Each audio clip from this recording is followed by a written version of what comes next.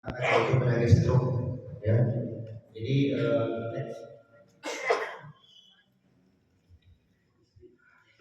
kesehatan adalah anugerah dari Allah Subhanahu wa taala yang wajib kita jaga.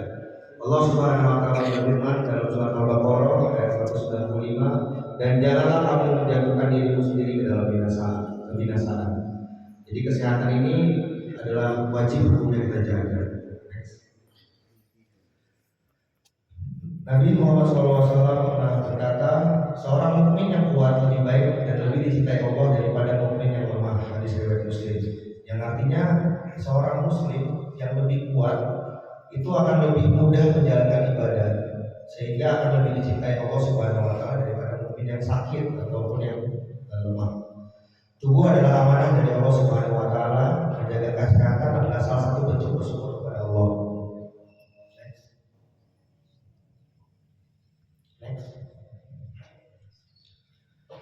Nah, ini cara menjaga kesehatan dalam Islam. Saya rangkum ada beberapa hal. Yang pertama, menjaga makan dan berpuasa. Yang kedua, olahraga dan aktivitas fisik. Kemudian menjauhi hal-hal yang membahayakan bagi tubuh seperti merokok dan minum alkohol. Kemudian istirahat dan tidur yang cukup dan mengelola emosi dan stres. Kita akan bahas satu-satu. Yang pertama, menjaga makan. Nah, perut manusia adalah sumber dari segala penyakit. Hadis riwayat Al-Bukhari. Islam mengajarkan pola hidup yang seimbang. Seimbang itu adalah tidak berlebihan, cukup. Kemudian kita sering dengar kalimat makanlah sebelum lapar dan berhentilah sebelum kenyang. Jadi panduan piring makan ini sering diajarkan di sekolah kedokteran, yaitu dari satu piring itu biasanya setengah itu harus mengandung sayur mayur, kemudian seperempat mengandung protein, daging, ikan, kemudian seperempat lagi mengandung karbohidrat seperti nasi atau roti. Jadi harus seimbang. Tidak boleh nasinya itu berlebihan, tidak boleh juga proteinnya berlebihan. Jadi kita harus dikatakan perlu seimbang. Ya. Kemudian next. Nah, kemudian Allah Subhanahu wa taala berfirman dalam surat Al-Maidah ayat 88, makanlah dari rezeki yang halal dan baik yang telah kami berikan kepadamu. Di sini dikatakan bahwa makanan yang halal dan baik. Halal di sini adalah halal zatnya, halal cara mendapatkannya, dan halal cara mengelolanya. Jadi cara menyembelihnya, cara mendapatkan makanannya itu harus halal dan harus dikatakan baik. Agama kita telah mengatur apa saja makanan yang halal dan apa saja yang haram. Nah, ini ada beberapa contoh makanan yang sehat. Sehat di sini maksudnya sudah diteliti.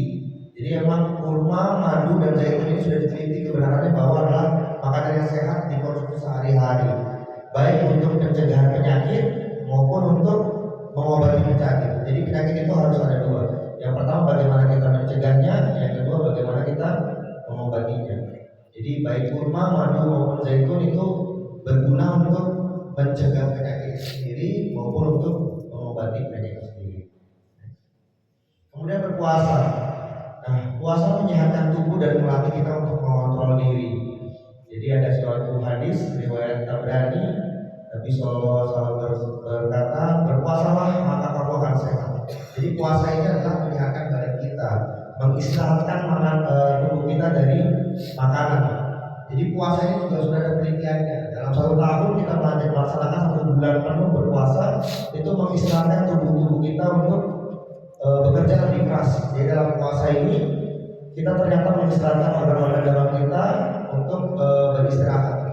Jadi akan menyebabkan kita lebih sehat ke depannya. Kemudian olahraga dan aktivitas fisik.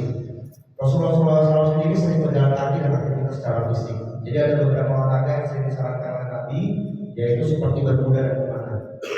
Kemudian olahraga juga mencegah dari penyakit. Olahraga yang disarankan oleh Organisasi Kesehatan Dunia itu